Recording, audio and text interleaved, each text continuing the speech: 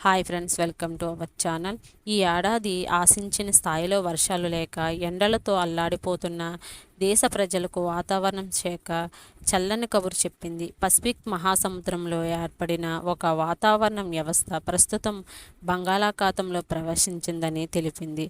దీని ప్రభావంతో రానున్న రోజుల్లో రుతుపవనాలు మళ్లీ పుంజుకుని దేశవ్యాప్తంగా విస్తరించి వర్షాలు కురిసే అవకాశం ఉందని అంచనాలు వేస్తుంది. ప్రస్తుతం బంగాళాఖాతంలో ప్రవేశించిన ఈ వాతావరణ వ్యవస్థ కారణంగా సముద్రంలో బలమైన గాలులు, దట్టమైన మేఘాలు ఆవరించి ఉన్నాయి. సాధారణంగా ఇలాంటి పరిస్థితులు అల్పపీడనానికి దారితీస్తాయి. అల్పపీడనం ఏర్పడినప్పుడు భూమిపైన మేఘాలు కమ్ముకొచ్చి పెద్ద ఎత్తున వర్షాలు కురుస్తాయి. ప్రస్తుతం ఏర్పడిన వాతావరణ వ్యవస్థ రాబోయే 2-3 రోజుల్లో ఒడిశా, పశ్చిమ బెంగాల్ తీరం వైపు ప్రయాణించే అవకాశం ఉందని వాతావరణ శాఖ అంచనాలు వేస్తుంది.